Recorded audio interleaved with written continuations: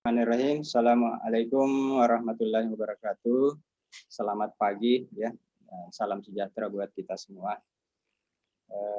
Baik Bapak Ibu sekalian, Bapak Ibu dosen yang saya hormati, yang sempat hadir dalam kegiatan sipil teknik sipil UIM Talk ya. Sengaja kami istilahkan seperti ini karena terinspirasi dengan Sipilpedia Talk. Jadi Sipilpedia Talk ini aktif ya, mudah-mudahan ini nanti juga kita bisa aktifkan, jadi bukan hanya sekedar meeting dengan dosen-dosen, dengan mahasiswa, tapi juga nanti mungkin ada semacam seminar-seminar online ya, kita pakai jargon, apalagi namanya, teknik sipil UIM Talk ya. Dan ini kalau bisa kita sudah patenkan ya. Baik, sebelum nanti saya sapa dulu adik-adik calon mahasiswa baru ya, saya masih istilahkan camaba karena dari 27 ya, saya ambil dulu total dari 27 mahasiswa kelas A, kelas B itu sudah gabung ya.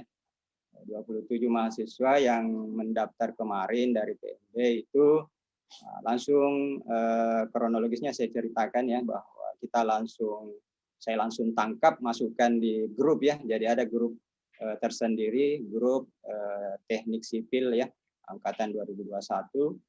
Nah, di situ kita beri informasi dan sebagainya terkait teknik sipil.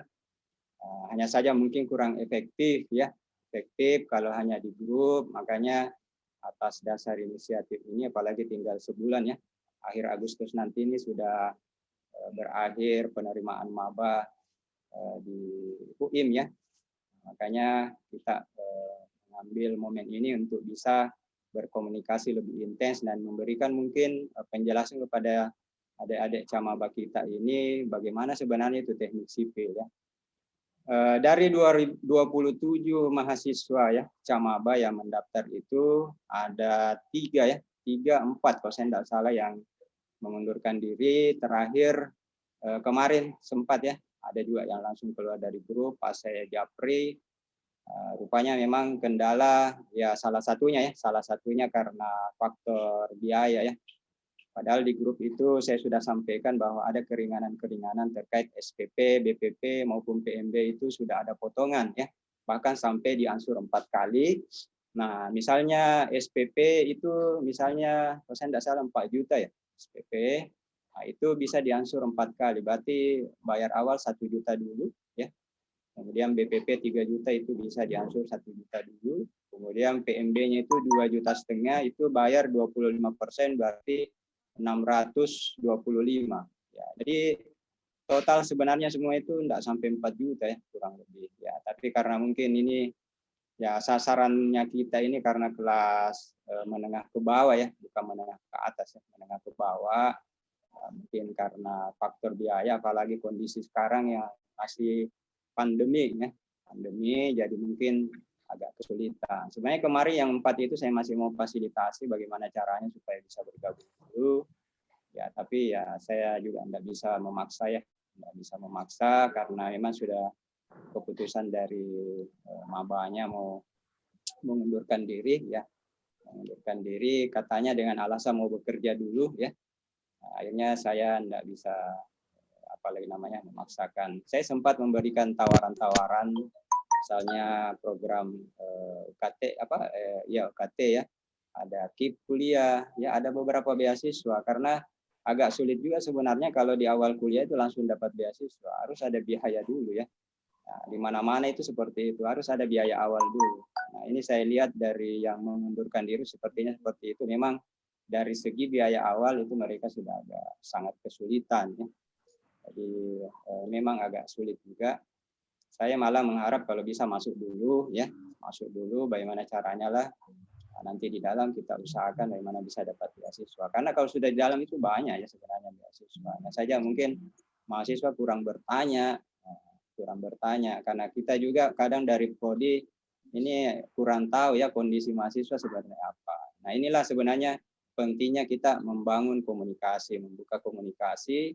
Ya, tidak usah sungkan-sungkan, karena selama di prodi sipil ya, saya pribadi sebagai kaprodi, ada Bapak Ibu dosennya nanti itu silakan dihubungi ya, diinformasikan ya, karena antara saya sebagai Kaprodi maupun dengan Bapak Ibu dosen itu ada komunikasi ya, pasti terbangun komunikasi, ya itu kita bisa saling komunikasi satu sama lain. Kesulitannya di mana, nah, sebaiknya seperti itu ya. Karena kalau tidak bicara, tidak ada komunikasi ya kita tidak tahu kondisinya seperti apa.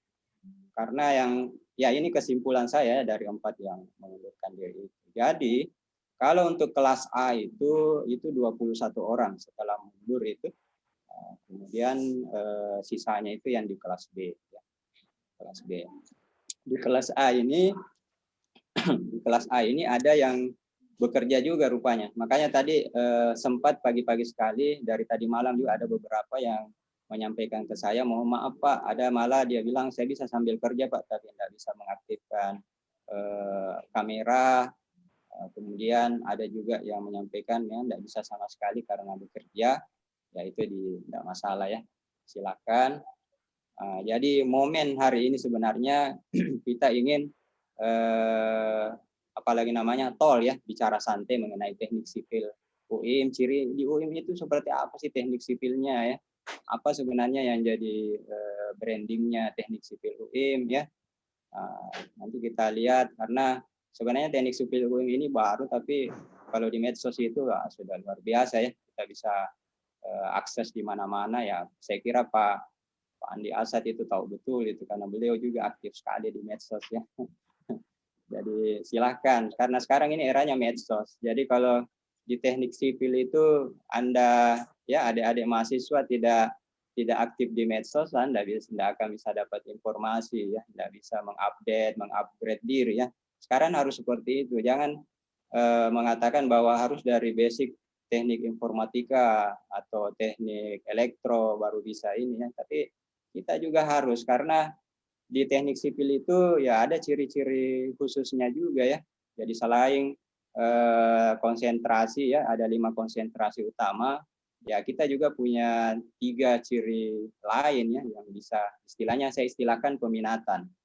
Nah, jadi kalau di teknik sipil UIM itu ya ada konsentrasi di bidang struktur ya, di bidang transportasi ya, atau jalan raya, kemudian keairan ya, manajemen dan geoteknik. Nah, Bapak Ibu yang ada di ruang Zoom ini alhamdulillah mewakili dari berbagai bidang konsentrasi tersebut ya. Nanti juga ada pemaparan dari Bapak Ibu dosen ya, sesuai dengan bidang masing-masing. Nah, nanti saya harap adik-adik maba, camaba ya, saya istilahkan camaba nanti ini bisa langsung apalagi namanya menyimak barangkali, mungkin juga nanti di akhir kita buka sesi tanya jawab terkait masalah profesi dan teknik sipilan ini, karena saya yakin masih banyak yang belum tahu sebenarnya teknik sipil ini seperti apa ya, kemudian sasarannya atau luarannya seperti apa, setelah menjadi alumni itu mau kerja di mana ya, seperti itu. Nah, jadi nanti saya atur seperti itu. Ya, mungkin setelah saya pemaparan, nanti ada pemaparan dari Bapak Ibu dosen, dari masing-masing bidang. Kemudian setelah itu ada testimoni dari mahasiswa angkatan 2020 ya. Ada testimoni bagaimana mereka melaksanakan proses perkuliahan, ya. Kemudian pengalaman-pengalaman mereka selama kuliah di teknik sipil UIM. Nah, silakan nanti disimak. Saya kira itu yang bisa saya paparkan di awal ya, sebelum lanjut ke share sesi berikutnya ya. Saya harap adik-adik sekalian ya, saya mohon maaf saya masih pakai istilah camaba karena resminya itu nanti ada penerimaan dari universitas itu per bulan September ya, bulan September itu nanti ada penerimaan secara keseluruhan. Jadi bukan hanya sipil, tapi dari program studi lain juga Anda akan bergabung di sana di meeting ya. Jadi ada 2 opsi kalau saya tidak salah. Nah, selama di kuliah di teknik sipil juga itu kita bagi 2, karena di teknik sipil itu tidak bisa kalau kita online terus, harus ada offline-nya juga.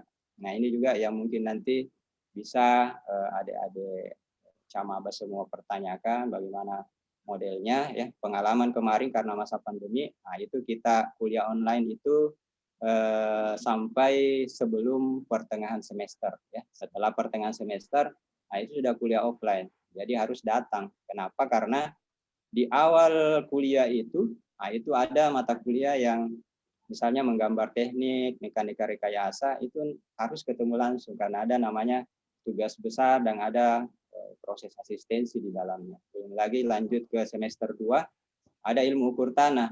Saya belum pernah lihat ada ilmu ukur tanah online ya. Nggak pernah itu.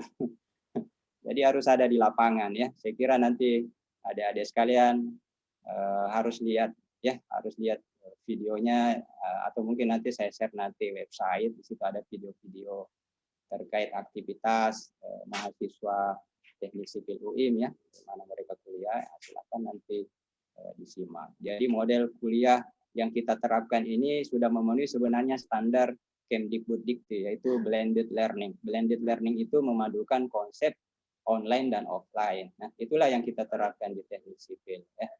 Kalau misalnya ya, memang di daerahnya, karena ini ada dari berbagai daerah, ya, ada dari, kalau tidak salah dari Ambon 2 orang ya, dari Ambon, ada dari NTB ya, ada dari Kendari sana, kemudian malah ada terakhir dari Sumatera, kalau saya tidak salah ya, Sumatera 1 orang dari Rio. Entah apakah dia sudah daftar atau tidak, karena saya hanya dapat nomor ya, nomor kontak dan nama mahasiswa, langsung saya masukkan di grup. Saya belum bicara langsung secara ini ya, secara pribadi asalnya dari mana, hanya saja saya lihat dari data sekilas itu yang diberikan, nah itu ada memang dari berbagai daerah ya, alhamdulillah ya.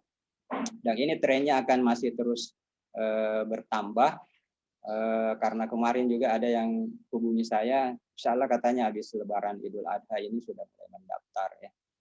Nah, ini pasti kalau seperti ini ya pasti masalah keuangan lagi mungkin nunggu dulu ada dana baru daftar. Ya kita tetap bantu dan fasilitasi ya. Termasuk kelas B yang tadi diungkap Pak Andi Ashad, silakan Pak kalau memang misalnya ada yang direkomendasikan silakan. Oh ya ada, saya lupa ya, ada program ajak-ajak ya. Ada program ajak-ajak gitu, ajak-ajak teman, keluarga, mahasiswa. Nah, itu ada bonus Bapak Ibu. Saya sudah sampaikan di grup mahasiswa itu. Jadi kalau ini kan biaya pendaftaran kalau saya tidak salah 250.000 ya, formulir itu ya maksud saya. Nah, itu kalau Bapak Ibu atau adik-adik mahasiswa itu mengajak 1 orang, nah itu dapat bonus 150. Itu langsung diterima secara cash ya. Tapi kalau misalnya di daerah ya dikumpul dulu lah. Nanti masih di daerah ya nanti mungkin kalau misalnya karena pasti akan datang ke UIM ya. Nanti mungkin diambil sendiri di bagian keuangan karena seperti itu. Kalau misalnya dapat 10 lumayan lah, itu sudah 1,5 juta. Lumayan ya. Kemarin ada yang saya tantang ya, betul dia masukkan 2 orang, lumayan ya.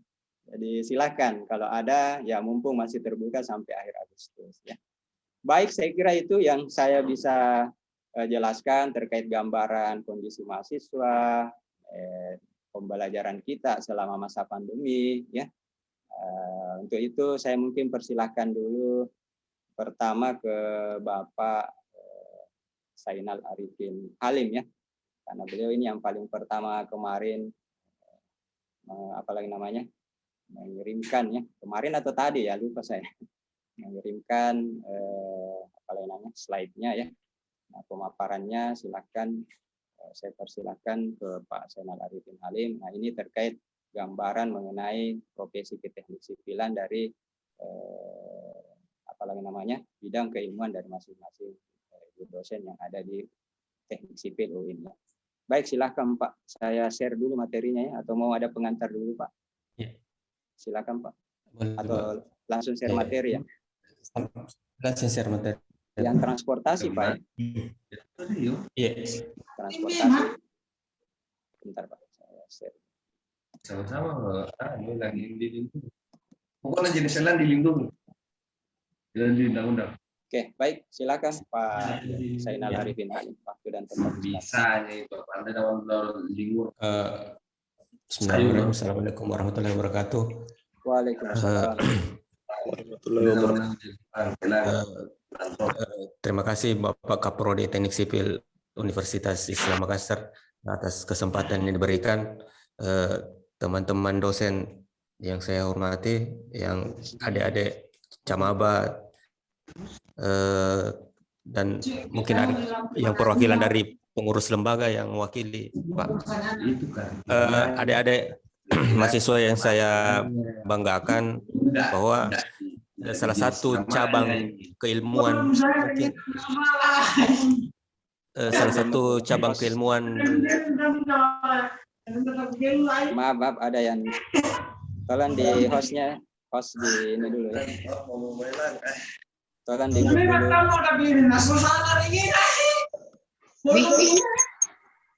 Ya. Tolong host, ya. Oke, sudah bisa barangkali. Iya.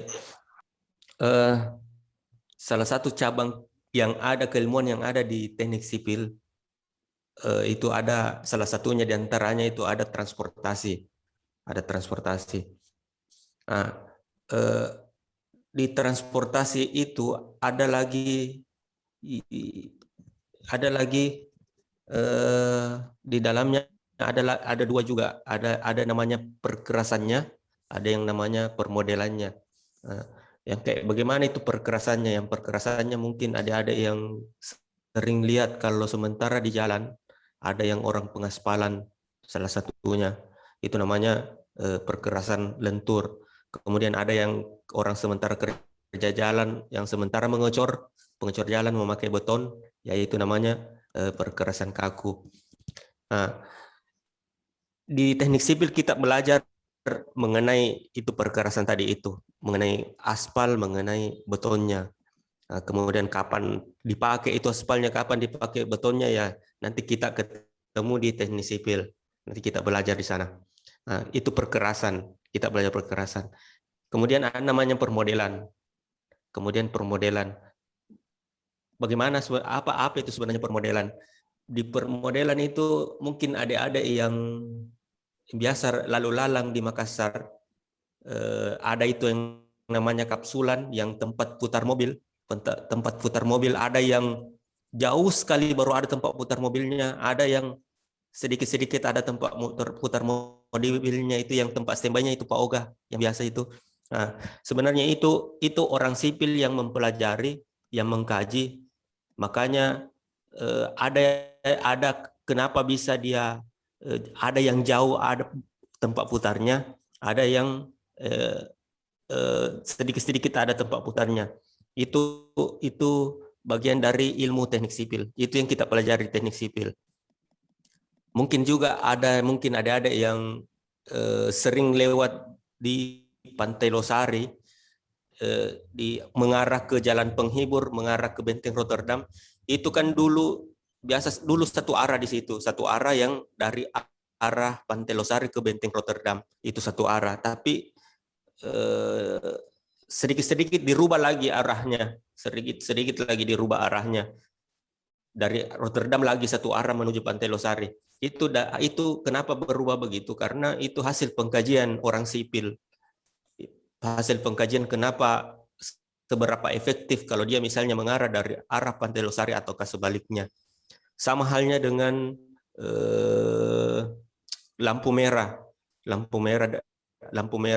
Itu orang sipil yang mengkaji sehingga menimbulkan kapan dia berapa detik atau apakah berapa menit lampu merahnya, berapa menit, berapa detik lampu hijaunya. Tidak sembarang di setel bilang sekian detik lampu merahnya, sekian detik lampu hijaunya. Itu orang sipil yang mengkaji sehingga menghasilkan itu tadi, seberapa lama lampu merahnya, seberapa lama lampu hijaunya. Itu di permodelan transportasi. Nah, kemudian sebenarnya kita masuk di sipil mau jadi apa? Prospek kedepannya jadi apa sebenarnya? Jadi kalau orang sipil itu identik ada 3 sebenarnya. Identik yang pertama itu namanya konsultan perencana. Konsultan perencana. Sebenarnya kita orang sipil bisa saja mungkin kita tidak tahu kita ke depannya mau jadi apa, tapi ini identik yang 3 ini tidak dicampuri oleh jurusan lain. Tidak bisa orang lain walaupun pengalamannya bagaimana, dia tidak bisa masuk di yang 3 ini. Yang pertama konsultan perencana. Konsultan perencana. Konsultan perencana, apa sih tugasnya konsultan perencana? Mungkin yang baru-baru center kita dengar pembangunan Stadion Matuanging. Nah, setelah dibongkar Stadion Matuanging, tidak serta-merta itu dilakukan pembangunan. Ada namanya melibatkan namanya perorangan ataupun badan usaha yang untuk merencanakan bagaimana modelnya. Bagaimana modelnya nanti. Dia nanti berkolaborasi dengan orang arsitek. Disitulah perbedaannya orang arsitek dengan orang sipil. Orang sipil dia menghitung seberapa besar, misalnya kalau misalnya Stadion Matuanging dibangun untuk kapasitas supporter misalnya 30.000 orang, nah disitulah orang sipil menghitung seberapa besar misalnya dia punya pondasi, seberapa besar misalnya dia punya tiang. Nah, kemudian orang arsitek lah yang membuat modelnya seperti apa modelnya jadinya. Nah, sebelumnya orang sipil yang menghitung semua pondasinya yang digunakan seperti apa, modelnya kayak bagaimana. Itu salah satu tugas dari konsultan perencana. Sampainya dia menghitung dengan anggaran biayanya. Nah, itu konsultan perencana. Jadi konsultan perencana ini tidak dicampuri oleh jurusan lain. Tidak bisa jurusan lain yang masuk di dalamnya. Mungkin ada jurusan lain bisa masuk di dalamnya, cuma mungkin dia sebagai kayak admin konsultan seperti itu. Tapi kalau dia sebagai di dalam, sebagai terlibat untuk merencanakan, harus dia dari betul-betul dari jurusan teknik sipil. Walaupun dia pengalamannya berapa tahun, puluhan tahun, tidak bisa. Harus ada pengakuan dia berijazah teknik sipil. Kemudian kontraktor. Jadi kontraktor. Kontraktor ini dia melaksanakan apa yang dibuat tadi oleh konsultan perencana. Dia melaksanakan sesuai dengan kontrak yang dibuat oleh konsultan perencana sesuai gambar.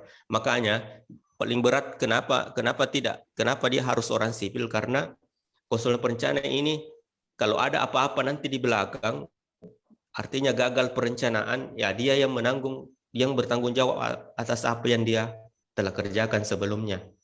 Nah, makanya ini kontraktor melaksanakan apa yang dibuat tadi oleh konsultan perencana. Nah, di sini juga di kontraktor betul ada beberapa macam dari fakultas lain yang bisa terlibat di dalamnya, tapi ada satu yang tidak bisa betul-betul syaratnya harus ada orang sipilnya di dalam, tidak bisa tidak. Nah, biasa kadang gini, yang sering kita lihat, yang sering biasa itu meme-meme di medsos, ada yang membandingkan dua gambar, misalnya pekerjaan jalan, dia mengatakan begini, dia membandingkan dua gambar, yang pekerjaan jalan rusak satu, yang jalan rusak satu dengan jalan yang bagus satu. Yang jalan bagus itu di mana dibangun di tahun 80-an, 60-an, 70-an.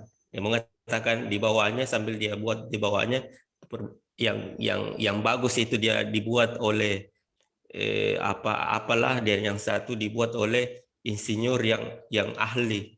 Kalau saya sempat kritik teman yang sering share yang kayak seperti itu, bilang oh bukan orang ahli itu bro yang kayak seperti itu, karena kalau orang ahli pasti maksudnya dalam hal ini orang sipil tidak seperti itu, tidak seperti itu. Kalau ya inilah tantangannya sekarang, bahwa walaupun bukan orang sipil bisa jadi kontraktor, ya betul, tapi hasilnya kan kita tidak tahu bagaimana hasilnya.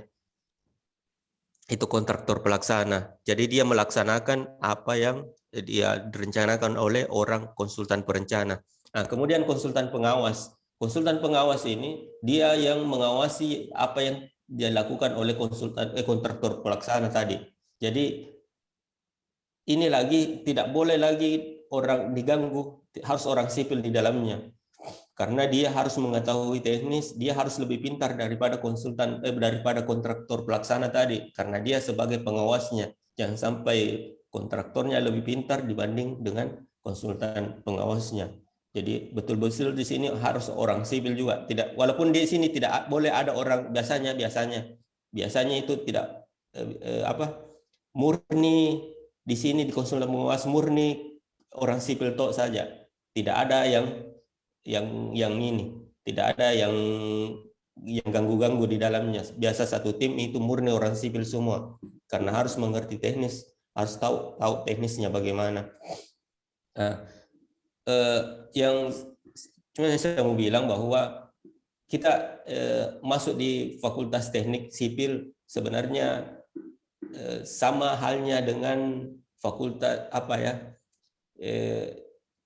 betul mungkin kita bisa kita tidak tahu kita mau jadi apa sebenarnya, kita mau jadi apa ke depannya, tapi yang berbicara mengenai teknik sipil itu pasti yang terlintas di pikirannya orang ini cuma ada 3 saja. Selain ASN ya, selain jadi ASN, itu tadi konsultan pengawas, kontraktor, dan konsultan perencana. Jadi saya pengalaman dulu, saya punya teman, dia pengalaman di bidang konstruksi lebih daripada 5 tahun, hampir 7 tahun. Tapi kelemahannya dia bukan orang sipil. Dia bukan orang sipil, dia tidak bisa apa-apa. Walaupun dia pengalamannya lebih daripada 5 tahun, dia tidak bisa ikut di suatu pekerjaan konstruksi karena persyaratannya tadi itu dia harus orang sipil karena yang dicari orang sipil. Mungkin seperti itu. Jadi itu transportasi bagian dari keilmuan teknik sipil. Ada beberapa macam tadi, mungkin tadi dari awal sudah dijelaskan sama Pak Kaprodi bahwa ada beberapa keilmuan di dalam ilmu teknik sipil. Jadi mungkin nanti adik-adik yang masuk kuliah di teknik sipil ya dia cenderungnya sukanya yang bagaimana, apa dia gedung konstruksi, atau dia masuk di keairan irigasi atau bendungan, ataukah dia masuk di transportasi ataukah manajemennya ataukah bagian mana. Mungkin sementara itu saja, Pak. Terima kasih atas pemaparan ya. Saya kira baik sekali ya. Kita beri aplaus dulu ke Pak Pipin ya atas materinya mengenai bidang keteknik sipilan, salah satunya bidang transportasi ya. Jadi ada banyak hal yang bisa kita dapatkan ya dari materi yang dibawakan oleh Pak Zainal Arifin tadi ya, atau biasa dipanggil Pak Pipin ini ya. Jadi ini sudah nanti adik-adik sekalian sudah familiar dengan beliau ini ya, karena beliau nanti ini yang banyak juga nanti apalagi namanya bertemu dengan adik-adik sekalian, terutama dengan mata kuliah keteknik sipilan. Baik, selanjutnya barangkali saya nanti sesi tanya jawabnya di akhir ya. Kita rundown materi dulu. Jadi tadi dari transportasi, kemudian saya persilakan barangkali Pak Andi Muhammad Ashad Sadik ya, STMT untuk melanjutkan materinya. Tidak salah mengenai ini ya, mengenai jurusan. Baik, saya share dulu. Oke, terima kasih. Ya, silakan Pak. Bismillahirrahmanirrahim. Assalamualaikum warahmatullahi wabarakatuh. Waalaikumsalam. Terima kasih atas kesempatan diberikan kepada saya, kepada yang terhormat Bapak Kaprodi Teknik Sipil Universitas Islam Makassar, rekan-rekan sejawat, dosen, dan calon mahasiswa baru serta mahasiswa yang angkatan 2020 yang saya banggakan. Alhamdulillahirabbil alamin. Assalatu wassalamu ala asrafil anbiya'i wal mursalin sayyidina Muhammadin wa ala alihi wa ashabihi ajmain, amma ba'd. Baiklah, sebelum saya masuk ke slide saya memperkenalkan diri saya dulu, karena ada istilah yang mengatakan tak kenal maka tak sayang maka tak cinta, dan tak cinta maka tak aruf ya. Bagus istilahnya Pak. Ya, lanjut Pak. Jadi perkenalkan, nama saya Andi Muhammad Ashad. Saya biasa dipanggil Aat. Nah, asal saya itu dari Makassar ya. Untuk alamatnya saya tinggal di BTN Bataraugi, Blok A3 nomor 2, tepatnya di Belanda, Belakang Daya. Daerahnya Swiss ya, sekitar wilayah Sudiang, kesini sedikit. Nah, itu alamat saya. Jadi kalau nanti adik-adik yang mau asistensi, ya cari saja saya di situ. Nah, terus umur saya itu ya masih 17 tahun, 30 tahun ya, 30 tahun. Untuk statusnya alhamdulillah sudah menikah, masih beristri satu, istrinya satu dan anaknya satu ya. Nah, saya itu alumni dari Universitas Muslim Indonesia S1, S2-nya juga di situ. Terus basic saya itu sebenarnya untuk basicnya itu saya transportasi ya. Cuman karena kita tidak ada dosen struktur, makanya saya membantu untuk mengajar di struktur juga. Nah, jadi itu pengenalan saya. Nah, untuk selanjutnya saya masuk di slide. Apa sih teknik sipil itu? Ya, pasti di benak kalian ada pertanyaan seperti itu. Tapi sebelum saya masuk ke situ, saya ada pertanyaan dulu. Saya punya pertanyaan dari dosen saya dan senior-senior saya dulu. Saya mau berbagi pengalaman. Ada pertanyaan, kenapa kalian memilih teknik sipil? Nah, itu ada beberapa opsi jawaban yang saya dapatkan dari pertanyaan itu. Nah, ada yang mengatakan dari teman saya, dia mengatakan karena dia itu orang tuanya basicnya teknik sipil, jadi dia suruh anaknya masuk teknik sipil. Nah, itu poin pertama. Nah, poin kedua, karena dia mau lanjutkan, karena dia waktu SMK dia ambil jurusan teknik sipil. Nah, dia otomatis dia lanjutkan kuliahnya juga teknik sipil ataukah teknik arsitek waktu SMK-nya. Nah, yang ketiga itu asal pilih-pilih, karena dia bingung mau ambil jurusan apa, makanya sambil jadi jurusan teknik sipil. Nah, giliran masuk di teknik sipil, mentok di tengah jalanan. Dia tidak tahu mau bagaimana, karena dia pusing dengan tugas-tugas besarnya, dia pusing dengan laboratoriumnya. Apalagi kita itu, kalau dibilang masalah laboratorium dan tugas besar itu sangat sakral sekali ya. Jadi itu yang opsi yang ketiga. Nah, ini yang opsi yang keempat, itu ada teman cewek saya yang mengatakan seperti ini. Kenapa kamu masuk di teknik sipil? Dia bilang begini, karena di teknik sipil banyak cowok-cowok gantengnya. Nah, itu yang paling bagus itu jawabannya yang saya rasa. Karena untuk cewek-cewek yang masuk di teknik sipil itu rata-rata dia bilang banyak cowok-cowok ganteng. Nah, khususnya ya dosennya juga banyak ganteng-ganteng. Ya, jadi itu intermezzo ya dari saya untuk pengalaman saya waktu saya masih mahasiswa. Nah, sekarang kembali ke slide. Apa sih teknik sipil itu? Ya, jadi pasti di benak kalian itu ada pertanyaan yang muncul, khususnya untuk Camaba ini ya. Nah, jadi teknik sipil itu jadi salah satu cabang ilmu yang mempelajari tentang bagaimana merancang bangunan gedung dan infrastruktur, termasuk masalah lingkungan untuk kemaslahatan manusia. Ya, jadi kalau kalian punya masalah mengenai infrastruktur dan bangunan gedung dan infrastruktur lainnya, ya kuliah di teknik sipil. Karena dijamin itu teknik sipil bisa menyelesaikan masalah tanpa masalah. Nah, bilang Pegadaian. Ya, jadi itu kenapa teknik sipil? Saya memilih teknik sipil karena itu ya.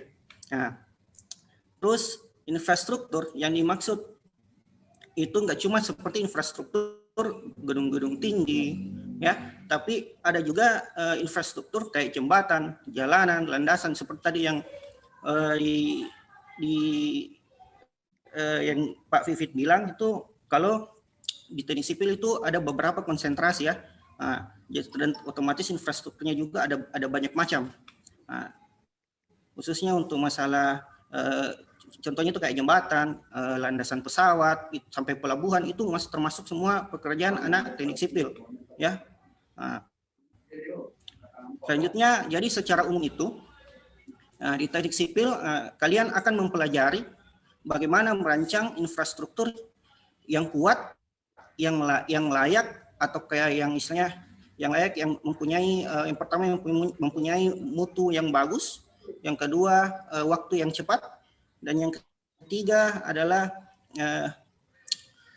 efisien dari ekonomis dari biayanya, ya.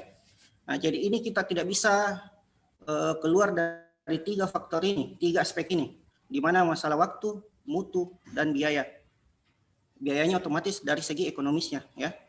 Nah, selanjutnya pertanyaan berikutnya, kemampuan-kemampuan apa saja yang kita dapatkan apabila kita kuliah di teknik sipil, ya. Jadi menurut saya ada beberapa kemampuan yang bisa kita dapatkan. Nah, yang pertama itu kita dapat berpikir logis, ya. Kita dapat berpikir logis, membuat analisis yang baik, terus membuat desain. Walaupun membuat desain itu adalah pekerjaan dari anak arsitek, tapi kita juga bisa karena kita punya mata kuliah yang namanya menggambar teknik, ya. Terus kita mempunyai komunikasi yang bagus, terus melakukan perencanaan mendesain apa dan lain-lain, suatu infrastruktur dan bangunan-bangunan lain, itu termasuk pekerjaan-pekerjaan kita, ya. Terus kita harus mempunyai ilmu matematika dan fisika yang harus kuat. Nah, di sini karena ilmu dasar kita itu ada di matematika dan fisika, ya.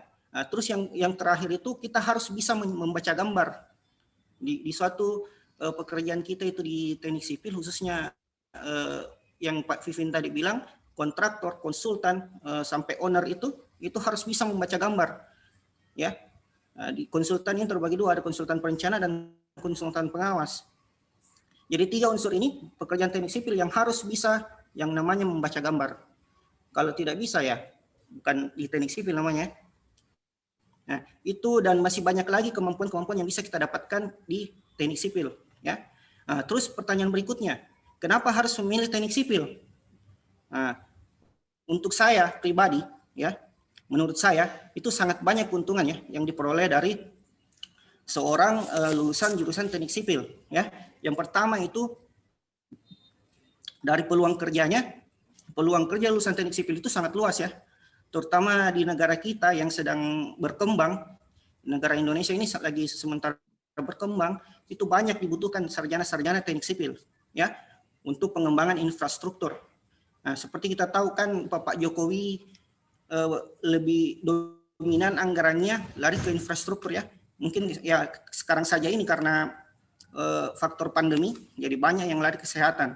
Nah, tapi kalau insya Allah kalau pandemi selesai, ya mungkin pasti lari ke infrastruktur juga. Nah, jadi prospek kerja lulusan teknik sipil itu ya sangat cerah menurut saya, ya. Nah, jadi bukan cuman maksud saya bukan cuman di jurusan yang basicnya perusahaan-perusahaan teknik sipil saja yang bisa terima kalian, tapi di perbankan juga itu bisa terima kalian, ya. Jadi ada contohnya di perbankan, ya, di perusahaan lain, khususnya kita bicara perbankan, itu di perbankan itu ada namanya bagian audit kredit konstruksi. Kebetulan saya ini pernah kerja di bank selama setahun, jadi saya banyak tahu mengenai perbankan, ya. Sedikit banyaknya ada yang saya tahu. Nah, itu kalau di perbankan itu ada yang namanya mengaudit kredit konstruksi, itu bagian yang betul-betul jenjang karirnya itu sangat bagus, ya, sangat bagus ke depannya. Nah, karena kalau di perbankan itu kalau bidang itu bisa kalian lalui sampai bidang pimpinan cabang, bahkan sampai pimpinan wilayah. Nah, itu tapi jalur masuknya berbeda, ya. Nah, terus yang ketiga itu salah satu nilai tambah dari jurusan teknik sipil itu dia bisa menghasilkan karya-karya yang bermanfaat, ya, untuk masyarakat luas. Contohnya dengan tangan-tangan mereka, tangan dingin kita ini semua jurusan teknik sipil, kita bisa dapat membangun jalanan, yang jembatan, bahkan pelabuhan atau bandara yang sifatnya yang sangat dibutuhkan oleh masyarakat luas. Oke. Jadi itulah kalau misalkan timbul pertanyaan kenapa harus memilih teknik sipil, bagi saya pribadi seperti itu. Nah, terus selanjutnya teknik sipil itu seperti tadi Pak Vivin dan Pak Ilham mengatakan, ya. Jadi teknik sipil itu ada beberapa konsentrasi, ya, atau subdisiplin ilmu. Nah, di mana itu salah satunya struktur ya. Ada struktur, geotek, manajemen konstruksi, hidrologi, hidrolika, transportasi, teknik lingkungan, dan ada namanya informatika teknik sipil, di mana informatika teknik sipil ini kita lebih dominan mempelajari mengenai aplikasi, contohnya seperti AutoCAD, SAP 2000, ETAPS dan lain-lain ya. Nah, ya, karena ini adalah yang saya mau bahas mengenai struktur ya. Nah, jadi saya mau jelaskan dulu lah masalah ini, masalah teknik sipil. Jadi teknik sipil dulu itu kita mempunyai ada 5 laboratorium, di mana 5 laboratorium kita itu yang pertama ilmu ukur tanah ya. Ilmu ukur tanah, ini ilmu ukur tanah yang kita jadi fungsinya ini yaitu untuk menentukan titik koordinat dan menghitung beda tinggi serta jarak di lapangan atau elevasinya di lapangan. Nah, itu yang kita fungsi untuk lab ini di suatu proyek. Jadi setiap jadi ilmu ukur tanah ini ada beberapa alat yang kita gunakan. Ya, salah satunya itu theodolit, waterpass dan total station ya. Nah, dan ada beberapa lagi lab lainnya seperti mekanika tanah, hidrolika, struktur dan transportasi. Nah, ini ada 5 laboratorium yang kalian dapatkan nanti apabila kalian kuliah di dunia teknik sipil. Oke, selanjutnya Pak. Nah, sekarang saya masuk di konsentrasi struktur ya.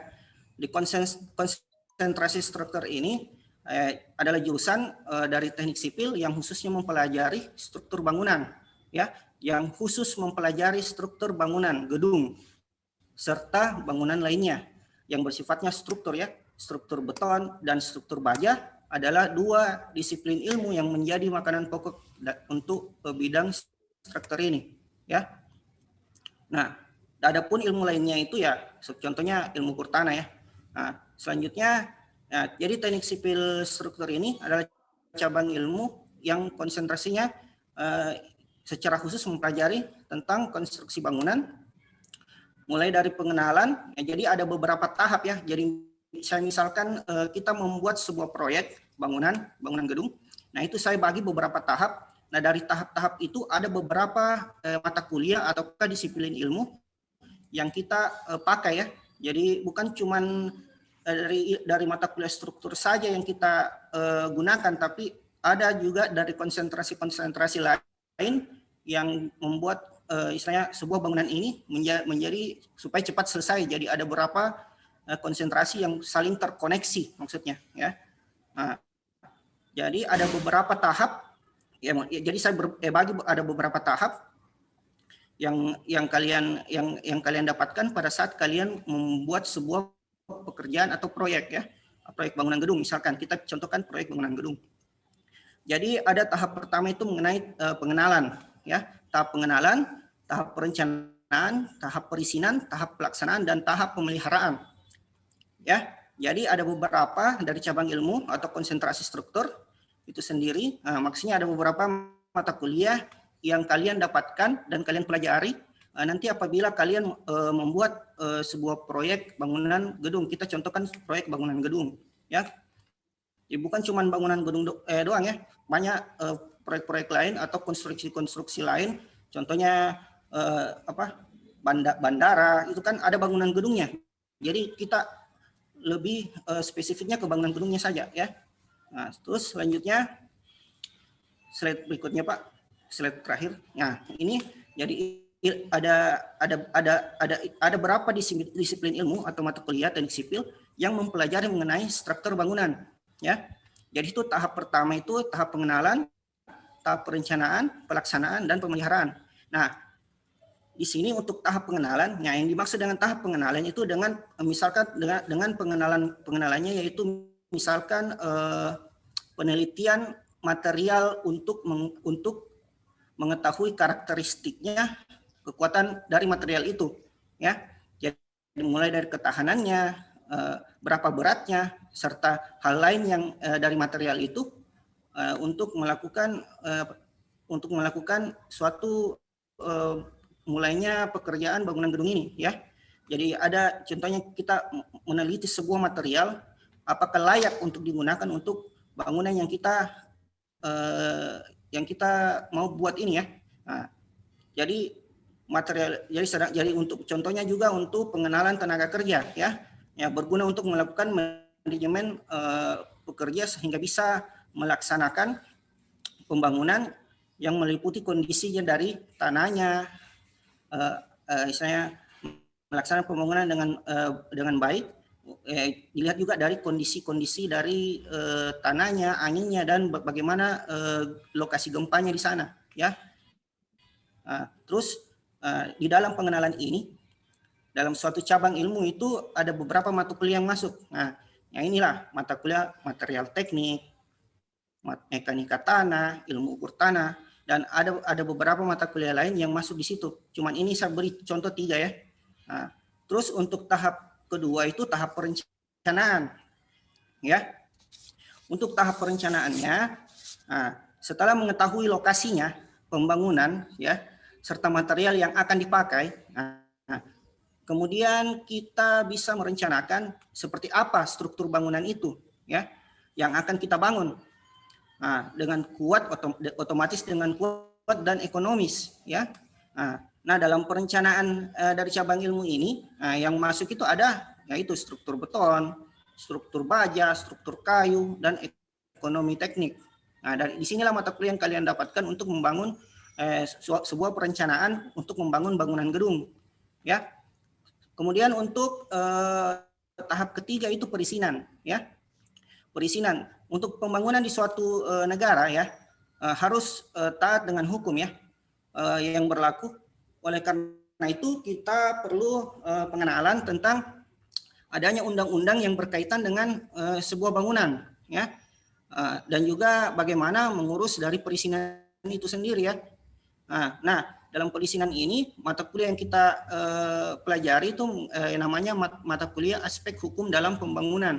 Nah, kalian di situ kalian akan pelajari mengenai bagaimana undang-undang yang diberlakukan untuk saat kita membangun ya. Contohnya kayak IMB, izin membangun, itu kan termasuk semua itu contoh-contohnya untuk yang ada di mata kuliah ini ya. Selanjutnya tahap keempat itu tahap pelaksanaan ya, tahap pelaksanaan. Nah, di sini tahap pelaksanaan ya pada intinya itu bagaimana melakukan suatu proyek, membangun dengan waktu yang cepat seperti yang saya bilang tadi, kualitas yang maksimal, dan yang ketiga adalah biaya dan murah atau ekonomis ya.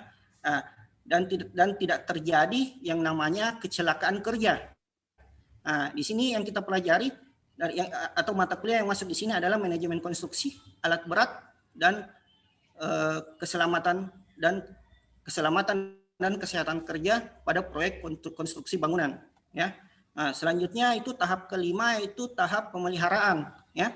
Tahap pemeliharaan ini, nah setelah suatu bangunan selesai dikerjakan, maka perlu ada yang namanya maintenance ya atau pemeliharaan agar bisa berfungsi dengan maksimal itu bangunannya ya.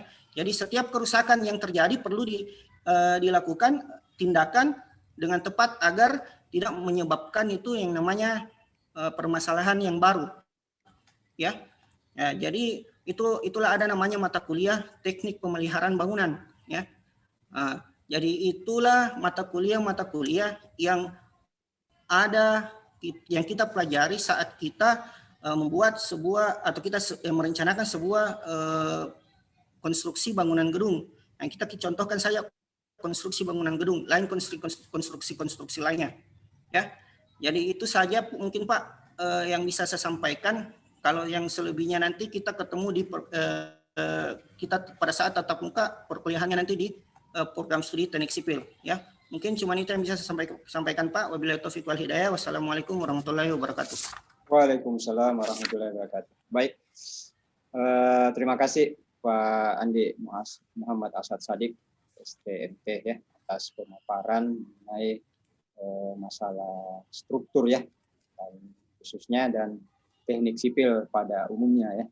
Jadi saya kira dari beliau sangat jelas sekali ya. Tadi teknik sipil itu seperti apa, ya, lapangan kerjanya seperti apa, bahkan sampai teknik pelaksanaan di lapangan beliau tadi paparkan dengan baik, ya. Kita aplaus kepada beliau dan terima kasih Pak Asad, ya, sehat selalu. Kemudian saya lanjut ke materi berikut, ya, dari Ibu Suci Fatmawati, ya, STMT. Ibu Suci monitor, Bu.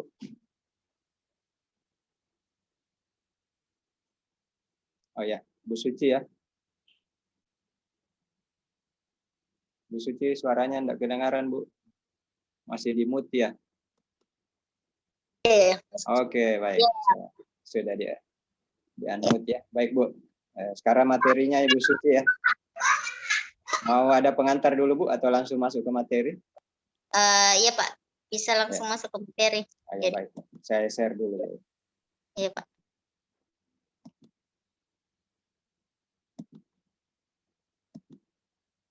Baik, silakan Bu Suci. Waktu dan tempat disilakan. Bismillahirrahmanirrahim. Assalamualaikum warahmatullahi wabarakatuh. Waalaikumsalam. Waalaikumsalam warahmatullahi wabarakatuh. Abang itu paling kencang suaranya. Berarti Semangat. paling rindu kayaknya, Dik. Lama sekali enggak bersua.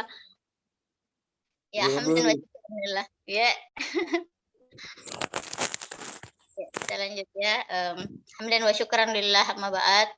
Salatan wa salaman ala nabiyina Muhammad sallallahu alaihi wasallam.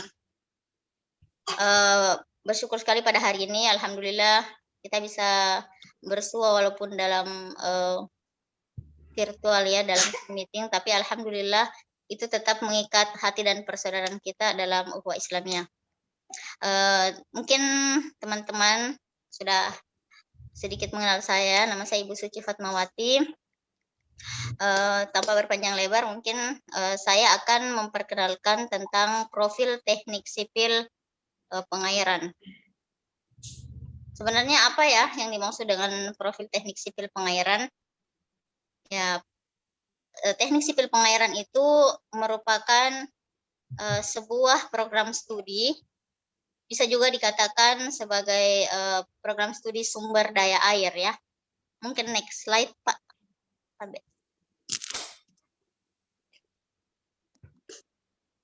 Ya. Jadi dari program pengairan ini di situ kita ada how to plan, jadi misalnya kita di situ ada perencanaan, kemudian pengoperasian, ada maintenance. Jadi itu adalah tahapan-tahapan yang bisa kita lakukan dalam mengenali bangunan-bangunan air yang ada di dalam sistem sumber daya air, ya. Sebelum kita masuk ke bangunan-bangunan air, di situ ada beberapa mata kuliah yang bisa teman-teman lihat, ya. Jadi kalau misalnya teman-teman masuk dalam pengairan, di situ ada berbagai macam disiplin ilmu. Jadi ada mekanik fluida, di situ juga ada beton, di situ juga ada berbagai macam, ya. Jadi ini bisa dibilang multidisiplin ilmu, ya. Jadi kita bisa melihat bahwa dalam hidup ini kita itu tidak bisa hidup sendiri. Kita memerlukan bantuan-bantuan orang yang ahli di bidangnya. Jadi teman-teman bisa memilih mau fokus di bidang apa. Teman-teman sesuai dengan page teman-teman, ya, sukanya di mana. Jadi dengan keinginan itu teman-teman bisa fokus, kemudian bisa menjadi ahli. Nah, setelah ahli kalian bisa mengembangkan ilmu kalian untuk bisa bermanfaat di masyarakat. Jadi mungkin dari sekian ilmu-ilmu itu nanti kita akan memaparkan kalau misalnya kalian sudah masuk di mata kuliah saya. Oke, the next. Nah, ini salah satu beberapa contoh bangunan-bangunan air, ya. Sebenarnya banyak sekali bangunan air yang ada di sekitar kita, di daerah kita, tapi hanya beberapa yang saya paparkan di sini. Yang pertama bendungan. Mungkin teman-teman sudah pernah dengar, ya, bendungan bilik-bilik. Nah, itu salah satu contoh bendungan. Bendungan itu sebenarnya fungsinya adalah untuk mengendalikan air. Jadi fungsinya sebagai pengendali banjir agar tidak terjadi banjir. Kemudian nanti air, jadi pada ceritanya prosesnya begini. Pada saat hujan, air itu ditampung di bendungan. Nah, setelah misalnya musim kemarau, ada beberapa daerah irigasi yang tidak bagus ya pengairannya. Jadi makanya air yang dari bendungan itu dialirkan menuju ke daerah irigasi yang membutuhkan, yang mengalami kekeringan. Nah, kemudian bisa juga dialirkan ke drainase. Jadi drainase itu adalah sebuah tempat pembuangan massa. Jadi massa air. Jadi misalnya air yang berlebihan itu akan dialirkan menuju ke daerah drainase.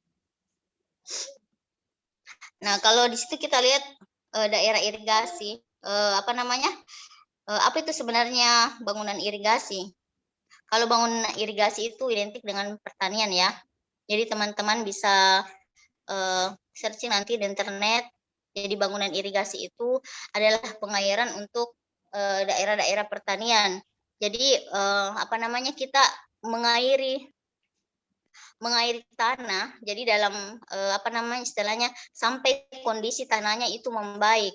Jadi misalnya kadar airnya, kemudian butir-butiran tanah yang ada di dalam tanah itu sudah normal atau cukup untuk digunakan untuk pertumbuhan tanaman ya. Kemudian di situ ada juga kolam regulasi. Di sini saya ya. Silakan lanjut. Lanjut Pak Dik. Ya. Kemudian di situ ada kolam regulasi. Yang saya shoot di sini adalah kolam regulasi Nipa-Nipa. Ini kan baru tahun 2015 yang lalu ya diresmikan. Jadi di kolam regulasi Nipa-Nipa ini itu ada 3 wilayah. Di situ ada pengaturan air di 3 wilayah. Jadi Makassar, Goa, dan Maros. Jadi sebenarnya itu airnya itu diatur sedemikian rupa sehingga itu bisa menjadi sebuah pengendalian banjir. Ini kan akibat luapan Sungai Telok yang berlebihan. Jadi ini merupakan solusi yang sangat Masya Allah lah kalau saya bilang ya. Iya, tabe Pak slide selanjutnya. Nah, di sini teman-teman bisa lihat masalah ya. Sebenarnya banyak sekali masalah yang bisa teman-teman lihat, biasa teman-teman temukan di daerah sekitar kita. Permasalahan mengenai sumber daya air. Ya. Jadi itu salah satunya itu tercemarinya drainase atau sumber-sumber air bersih kita dengan misalnya banyaknya pabrik-pabrik yang membuang limbahnya ke sungai. Begitupun juga dengan banyaknya masyarakat yang membuang sampah di sembarang tempat, sehingga populasi laut itu menjadi banyak yang mati, tercemari, dan sumber air bersihnya juga semakin menipis dan mengancam kesehatan masyarakat. Nah, di situ juga bisa kita lihat ada banjir. Banjir itu bisa disebabkan karena berbagai macam drainase kota yang tidak tertata dengan baik. Kemudian kita lihat juga di sekitar kita kan di daerah perkotaan itu sangat kurang sekali yang namanya daerah peresapan. Di mana-mana dibangun mall berderet-deret, kemudian Alfamart, pokoknya kurang sekali lah. Kalau dulu kita waktu masih kecil itu ada namanya lapangan, kita bisa naik sepeda, bermain layangan atau berlari-lari. Di lapangan itu kan ya tanah lapang, tapi di situ bisa menjadi sumber peresapan air karena ada tanah, ada tanaman. Tapi sekarang susah sekali lah mendapat yang seperti itu. Kemudian masalah-masalah yang lain seperti kekeringan lahan. Kalau kekeringan lahan itu ya itu bisa terjadi pada saat musim kemarau yang berkepanjangan. Nah, disitulah kita sangat membutuhkan yang namanya bendungan. Karena bendungan itu dia akan mengairi daerah-daerah yang kering ya. Nanti akan kita bahas selanjutnya. Begitu juga dengan masalah krisis air. Kalau krisis air itu terjadi ya karena itulah salah satunya mungkin karena sumber air so jauh ya. Sumber airnya sudah jauh karena susah sekali temukan air bersih sekarang. Teman-teman mungkin bisa lihat di mana-mana.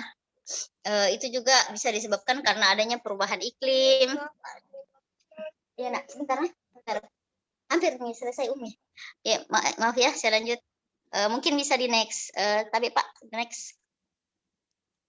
Nah, ini profesi. Itu sebenarnya profesi itu saya saya simpan di situ ada presiden, ada ustadz, ada apalah dan sebagainya. Itu sebenarnya tidak menutup kemungkinan ya teman-teman. What you wanna be, it back on yourself. Jadi be different, be better, and be yourself. So what you wanna be, teman-teman terserah pilih mau jadi apa. Menjadi presiden itu it's not impossible bagi saya ya, menurut saya. Selama teman-teman punya keinginan, punya kemauan, jadi background teman-teman itu tidak menjadi masalah. Ya cukup masuk di partai atau apa. Jadi itu bisa menjadi salah satu profesi. Kemudian kenapa saya cantumkan di situ Ustadz ya? Kita kan di sini adalah Universitas Islami yang segalanya bersumber dari Al-Qur'an dan hadis. Jadi walaupun kita misalnya dari background teknik sipil, tetapi kita dibekali dengan iman dan takwa, kita juga bisa menjadi mubalighah dimanapun kita berada. Kita juga bisa menjadi social control bagi masyarakat. Jadi misalnya kita ada di lingkungan teknik sipil, teman-teman yang mau melakukan kecurangan, mau marap dan sebagainya, maaf, ada Allah di hati kita ya. Jadi kita bisa menjadi penyampai, bisa menjadi itulah. Cangkit dulu nak, sebentar. Di situ juga ada menteri, bisa menjadi menteri PU, perumahan rakyat, jadi bisa jadi rektor juga. Saya cantumkan di situ profilnya Bapak Pak Dekan dan Pak Kaprodi kita ya, karena saya mengidolakan Pak Kaprodi. Masya Allah. Jadi bisa apapun teman-teman mau jadi apa itu bisa ya. Namun yang untuk spesifiknya itu teman-teman bisa menjadi kontraktor, bisa menjadi konsultan, bekerja di Kementerian Pekerjaan Umum ya di PU, bisa juga masuk di PLN atau perusahaan pengairan daerah.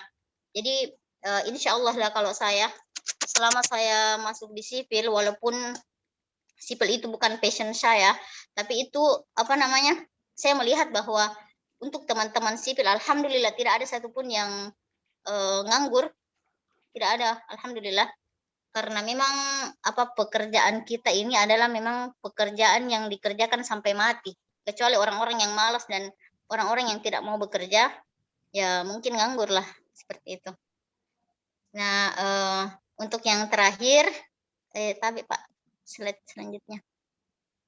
Nah, saya akhiri dengan sebuah ayat, khairukum man ta'allama al-Qur'an wa 'allamahu. Jadi sebaik-baik di antara kita itu adalah yang mempelajari Al-Qur'an dan mengamalkannya. Di dalam Al-Qur'an itu kan sudah ada berbagai macam pekerjaan, dan pekerjaan yang paling baik itu adalah pekerjaan yang dilandasi oleh keikhlasan dan bermanfaat bagi manusia. Jadi itu saja mungkin yang bisa saya sampaikan. Mohon maaf apabila ada kekurangan. Saya tutup dengan sebuah pantun Bugis barangkali Pak Dik. Silakan. Ya.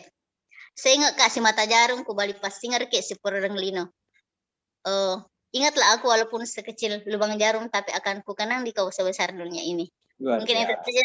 Wabillahi taufiq wal hidayah. Assalamualaikum warahmatullahi wabarakatuh. Waalaikumsalam warahmatullahi wabarakatuh. Waalaikumsalam. Terima kasih banyak Bu Suci Fatmawati ya, PMP atas pemaparan materinya terkait masalah konsentrasi bidang keairan ya.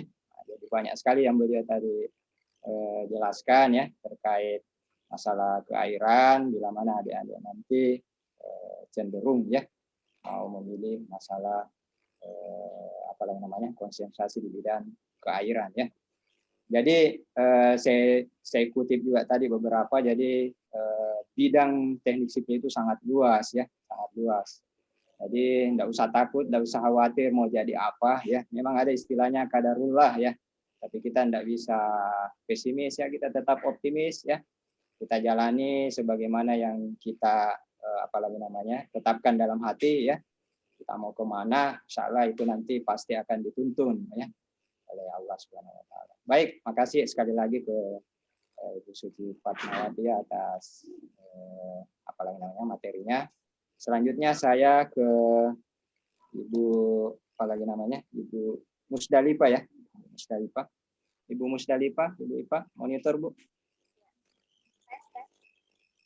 Kedengaran suara saya tadi? Oh ya, kedengaran. Baik. Mau ada intermezzo dulu Bu atau langsung materi? Langsung saja Pak. Langsung ya. Saya share screen dulu.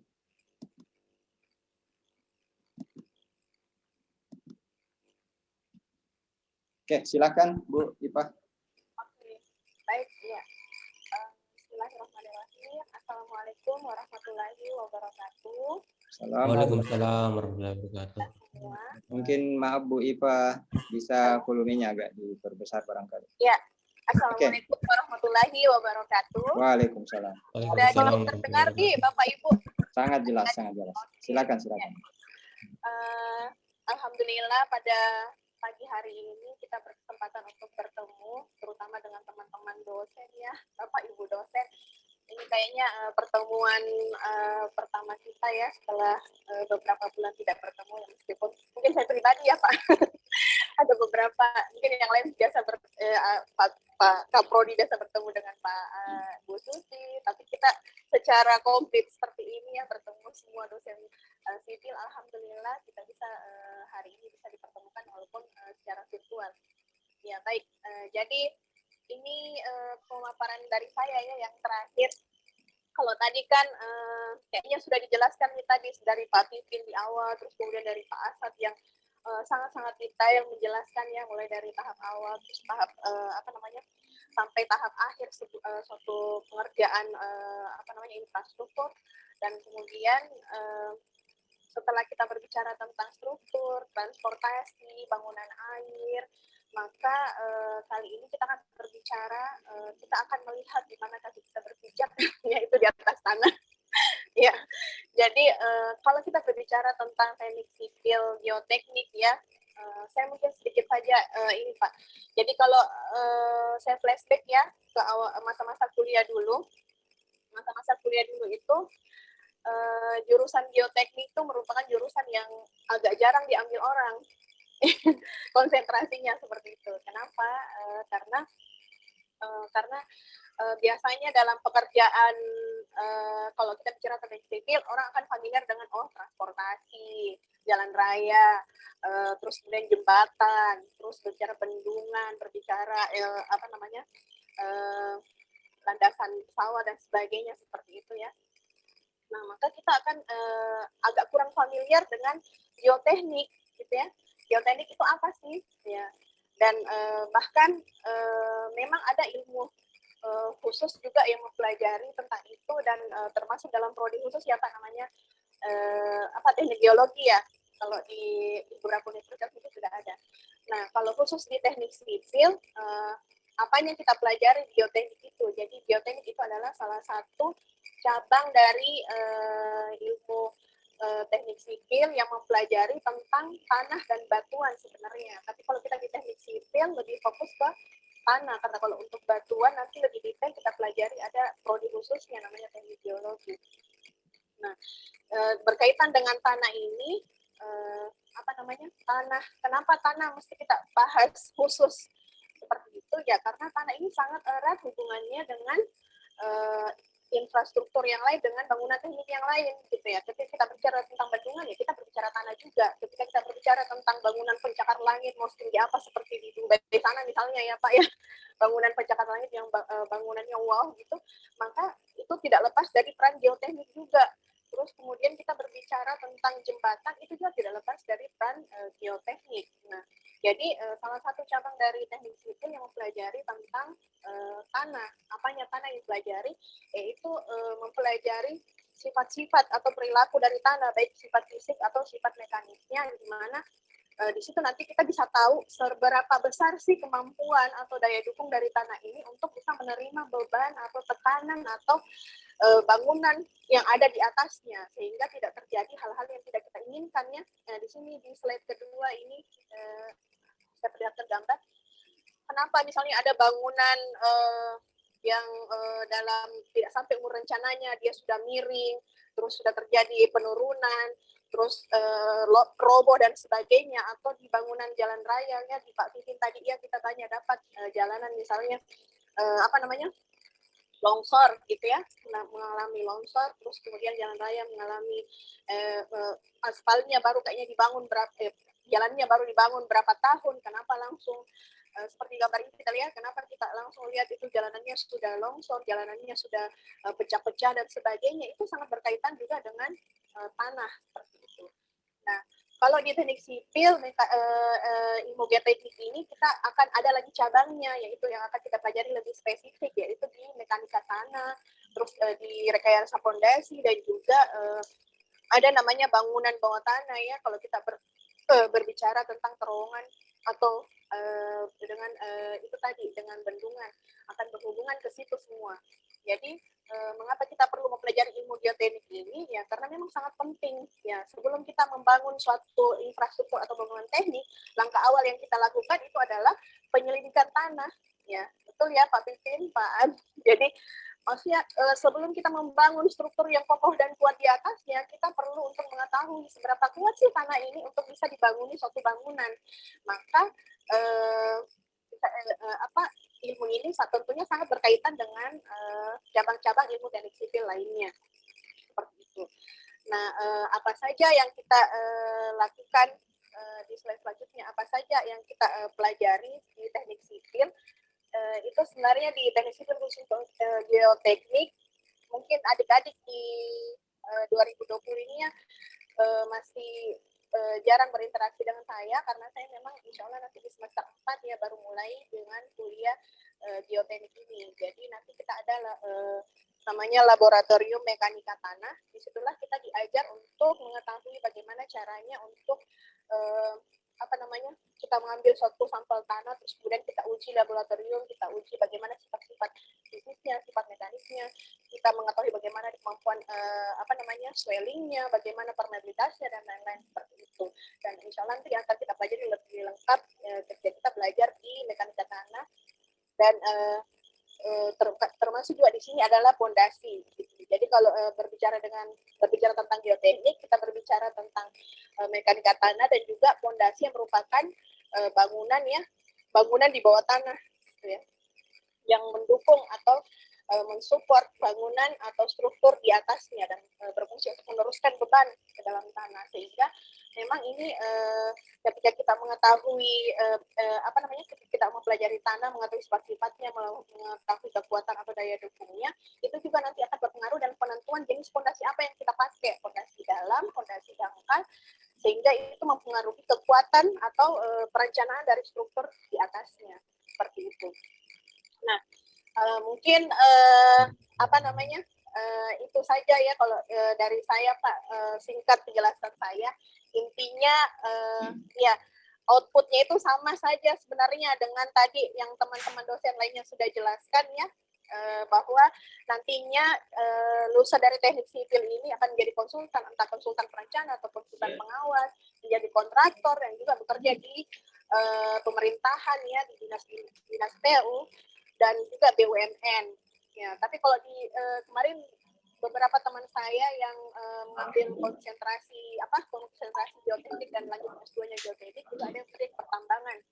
Nah, karena memang itu sangat berhubungan seperti itu. Jadi yang mau saya katakan di sini ya kepada adik-adik dan calon maba ya, bahwa tadi setelah kita menyimak penjelasan dari Bapak Kaprodi, dari Bapak Ibu dosen tentang bagaimana teknik sipil ya, ilmu apa yang kita pelajari di sipil itu, terus kemudian skill apa yang akan kita dapatkan, terus kemudian bagaimana outputnya atau prospek kerjanya ke depan.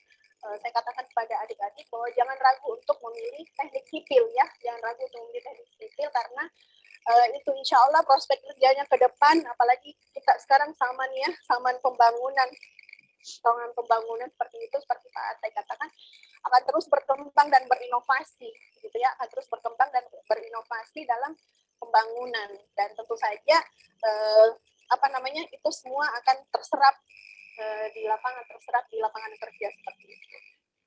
Jadi mungkin itu saja dari saya. Untuk lebih jelas atau lebih detailnya nanti ya kita akan belajar tentang mekanika tanah, rekayasa fondasi, akan berbicara tentang pendidikan tanah dan sebagainya akan kita pelajari di pertemuan kuliah yang akan kita mulai di semester 4. Mungkin begitu saja Pak. Mohon maaf jika ada kekurangan karena saya penutup ya, jadi tadi kayaknya sudah terlalu banyak sekali nih insya Allah yang disampaikan sama teman-teman, dan saya rasa semua itu sangat sinkron ya, sangat-sangat berhubungan semua antara satu dengan yang lainnya. Jadi intinya seperti itu. Mohon dimaafkan jika ada kekurangan. Assalamualaikum warahmatullahi wabarakatuh. Waalaikumsalam warahmatullahi wabarakatuh. Ya, aplaus ya ke Ibu Musdalifah STMP atas materinya ya. Saya kira demikian ya, banyak sekali saya kira gambaran-gambaran yang sudah disampaikan kepada adik-adik mahasiswa Camaba sekalian ya.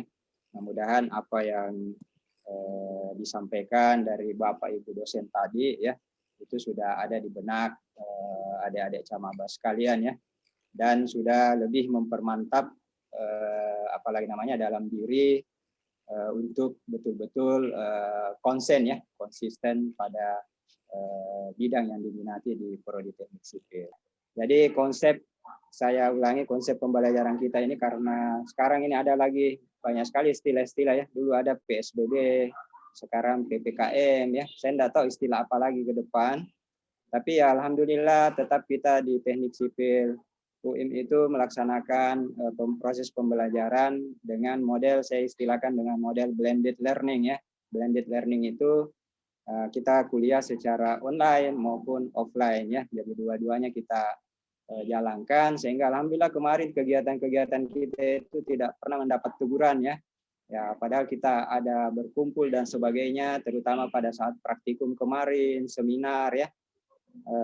Itu tidak ada teguran dari pihak kampus maupun dari pihak Satgas Covid ya, karena ada Satgas Covid itu yang selalu ada di kampus. Nah, itu ya, memantau ya. Alhamdulillah tidak, karena kita tetap melaksanakan dengan prokes ya. Nah, itu yang kita harus jaga. Artinya walaupun kondisi seperti itu kita tetap harus mengikuti anjuran dari pemerintah ya, bukan menentang ya. Karena kita diawasi oleh pemerintah ya, juga dari pihak kampus. Nah, kita tetap mengedepankan yang namanya berkumpul ya atau melaksanakan suatu aktivitas akademik itu tetap dalam kerangka menjaga yang namanya prokes ya. Baik, saya kira itu ya, mulai dari pemaparan dari saya sendiri sebagai Kaprodi ya, dari Bapak Ibu dosen kita yang sudah meluangkan waktunya, dari perwakilan dari mahasiswa ya yang sementara studi ya, dan adik-adik mahasiswa Camaba sekalian ya. Mudah-mudahan gambaran-gambaran tadi sudah jelas apa yang disampaikan, dan mudah-mudahan bisa menjadi pencerahan ya yang luar biasa kepada adik-adik sekalian terkait mengenai teknik sipil ya. Alhamdulillah banyak sekali yang bergabung hari ini. Mungkin sedikit tambahan Pak. Ya, silakan sebelum saya lanjut ya. Mungkin alangkah baiknya Pak kalau teman-teman yang sudah daftar ulang ini dibuatkan grup untuk pengawalannya begitu Pak. Jangan sampai dia ingin ke kampus, atau bisa dibukakan akses lah Pak, dipermudah. Oh ya. Baik. Dalam pengurusan. Saya kira kalau grup sudah ya, saya sendiri yang langsung menangani. Ya, jadi kalau info satu-satunya prodi ya, saya bukan bermaksud ini satu-satunya prodi yang bisa langsung mengakses ke PMB itu ya prodi sipil ya. Makanya ya, Pak. Beda dengan prodi yang lain itu tidak tahu itu berapa jumlah mahasiswanya sekarang. Kalau saya itu tiap hari malah ya, setiap sore saya mau pulang, saya langsung akses berapa jumlah mahasiswa, dan langsung saya masukkan di grup maba. Nah, nanti di grup maba Teknik Sipil 2021 ini kita gabungkan di forum mahasiswa sipil ya. Kemarin sengaja saya keluarkan Bapak Ibu dosen ya, karena saya khawatir ada akses informasi ya. Tapi nanti ke depan kita tinjau kembali apakah kita bisa bergabung lagi atau tidak ya, nanti kita lihat. Karena tentu beda ranahnya kalau masalah kemahasiswaan dengan apalagi namanya ke prodian ya, terkait prodi ya. Ya, Pak. Hal-hal yang bisa diketahui oleh mahasiswa, ada yang tidak bisa karena sifatnya privat ya.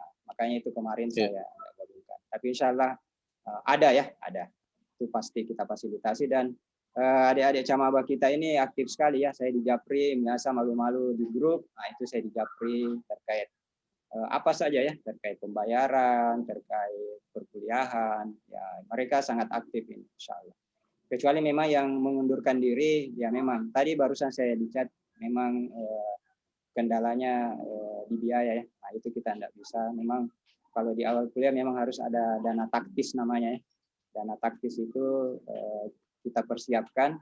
Ya, jadi ketika kita kuliah, kalau memang di sisi ekonomi kita kurang mampu, ya kita bisa komunikasikan, kita bantu arahkan untuk beasiswa yang dibutuhkan. Ini banyak sekali ya.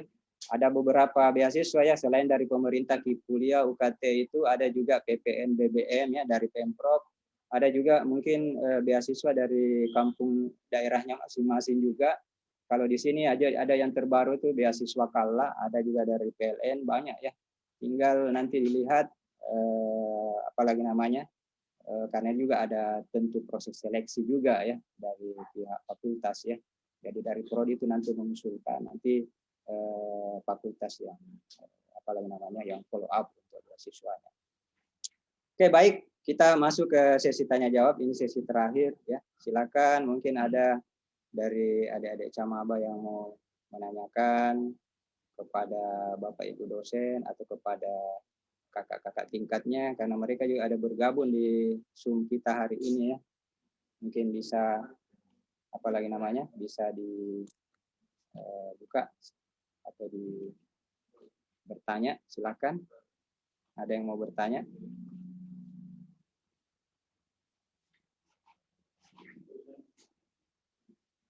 Ada yang mau ditanyakan?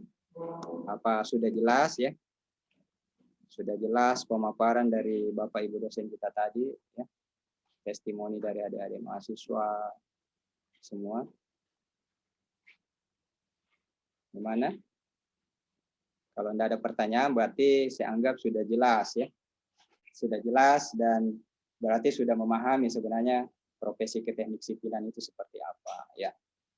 Oke, baik, sambil ini saya berikan lagi masukan-masukan ya sebelum kita akhiri karena sudah hampir jam 12 siang waktu Makassar ya.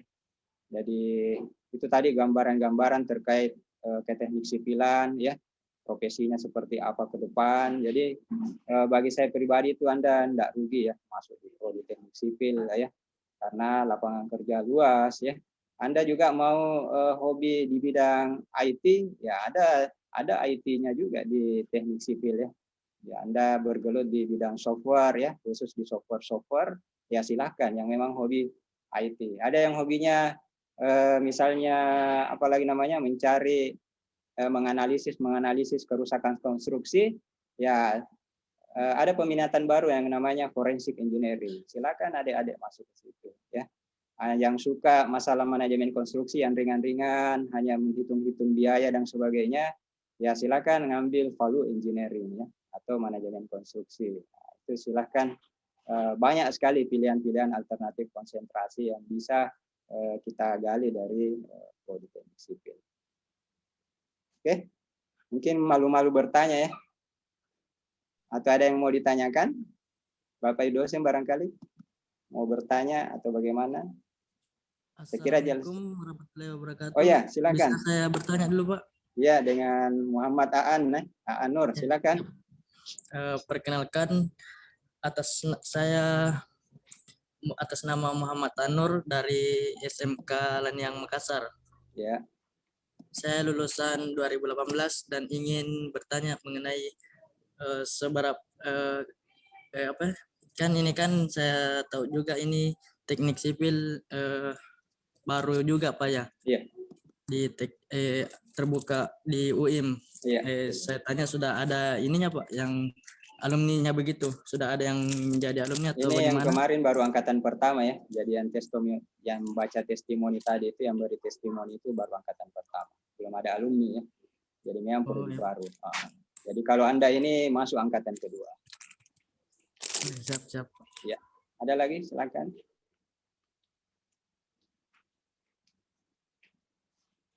Yang lain barangkali? Jadi ini angkatan kedua ya. Memang prodi sipil ini baru, tapi alhamdulillah mahasiswanya luar biasa ya, atensinya, peminatnya. Kemarin saja peminat yang angkatan pertama itu kalau saya tidak salah itu sama ya yang sekarang ya. Itu sekitar 30-an ya.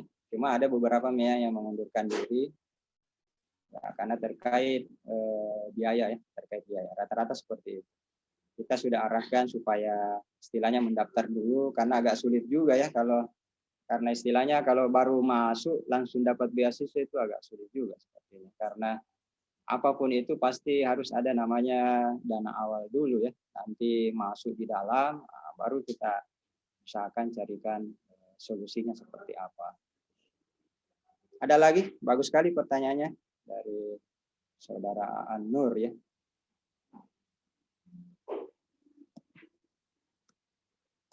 Terkait proses pembelajaran barangkali ada lagi?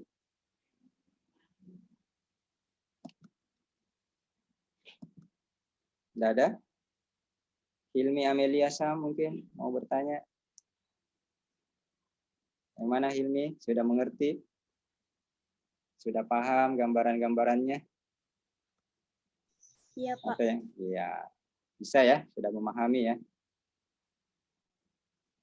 Oke, baik. Kalau tidak ada lagi barangkali, bagaimana Bapak Ibu dosen, kita akhiri saja ya pertemuan kita hari ini barangkali ya.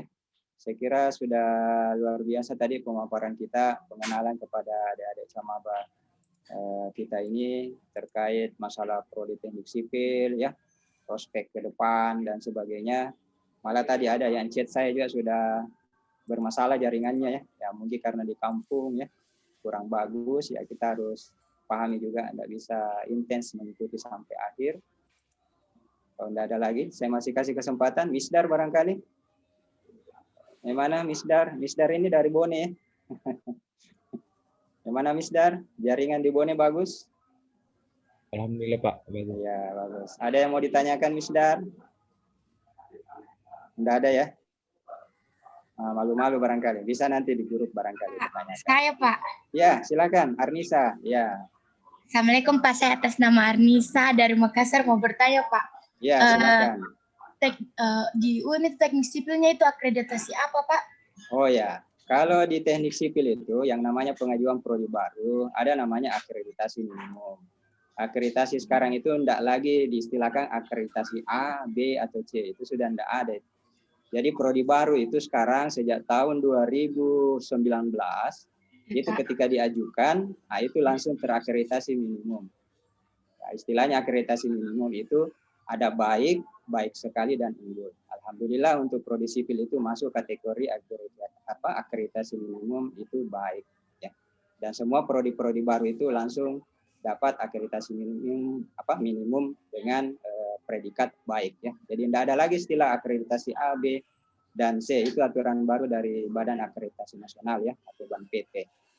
Nah, tapi prodi baru itu setelah 2 tahun, nah itu harus mengajukan reakreditasi setelah mendapat akreditasi minimum. Jadi, insyaallah di semester 3 ini saya sebagai Kaprodi dan Bapak Ibu dosen itu nanti akan menggodok untuk pengajuan reakreditasinya. Ya, mudah-mudahan kita bisa maju ke baik sekali atau unggul ya. Tapi minimal di baik sekali dulu. Ya. Saya kira itu. Ada lagi? Bagus sekali pertanyaannya. Ini juga yang banyak tanyakan kemarin ya. Cuma mereka tidak paham itu. Apa itu baik sekali unggul. Padahal itu istilahnya apalagi namanya istilah akreditasi yang terbaru ya. Karena yang aturan lama itu akreditasi A, B dan C itu sudah ditiadakan. Malah akreditasi yang masih seperti itu ada namanya instrumen suplemen konversi. Mereka harus konversi istilah akreditasi A, B, dan C-nya itu ke baik sekali atau buruk. Ya, saya kira itu. Ada lagi?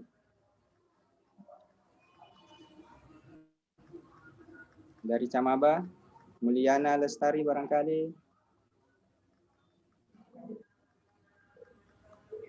Malu-malu barangkali ya. Ya, enggak apa-apa. Ayo, Ipal. Ini saya sebut-sebut ya. Muhammad Said ya. Syahrul. Ini tadi Muhammad Nabi Mufli ini ya, ini tadi yang WA saya yang enggak bisa aktif ini karena katanya lagi bekerja. Jadi saya salut ya yang ambil reguler A ini, ada juga yang bekerja tapi ya mudah-mudahan bisa mengatur waktu ya, karena sipil itu yaitu tadi sama dengan apalagi namanya ada seleksi alam ya. Jadi kalau kita tidak serius ya, kita istilahnya hanya setengah-setengah, nah itu bisa gagal di tengah jalan. Saya harap adik-adik Camaba sekalian tidak seperti itu, bisa tetap eksis sampai akhir ya, karena istilah teknik itu berjuang sampai akhir ya, atau berjuang sampai titik darah penghabisan ya. Apalagi kita yang dari timur ini ya, yang dari timur itu ya jargonnya seperti pantang pantang biduk surut ke pantai ya, artinya sekali layar terkembang ya tetap melaju ya, jangan mundur lagi ke belakang seperti itu. Oke, baik, karena lumayan ya sudah ada 2 pertanyaan tadi. Nah, mudah-mudahan dengan jawaban-jawaban yang kami berikan, mudah-mudahan sudah bisa memberikan gambaran ya bagaimana prodi teknik sipil UIN ya, bagaimana pengelolaannya ya, bagaimana proses pembelajarannya, dan mudah-mudahan kita bisa ketemu di awal September nanti ya. Awal September itu nanti kuliah umum sekaligus apalagi namanya kuliah perdana ya. Dan mari kita bersama-sama apalagi namanya memajukan prodi sipil ini supaya bisa lebih maju lagi ke depan. Baik, kita kalau tidak ada lagi kita akhiri ya dengan sama-sama membaca Alhamdulillahirabbil alamin ya. Saya akhiri pertemuan kita hari ini ya, sipil teknik sipil UIN ya, program teknik sipil UIN. Dan ini tidak akan berakhir sampai hari ini akan nanti kita efektifkan lagi ya. Kalau ada masalah-masalah dan sebagainya terkait ke teknik sipilan, kita akan ketemu lagi di Zoom meeting. Bahkan kalau sudah PPKM-nya berakhir ya kita ketemu langsung secara offline. Saya kira begitu, kita ucapkan alhamdulillahirabbil alamin, wallahul muwaffiq ila aqwamit thariq. Wassalamualaikum warahmatullahi wabarakatuh. Salam sehat semua dan Waalaikumsalam warahmatullahi wabarakatuh. Waalaikumsalam warahmatullahi wabarakatuh.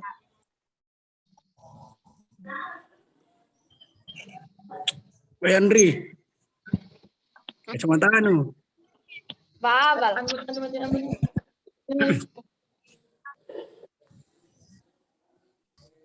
Berapa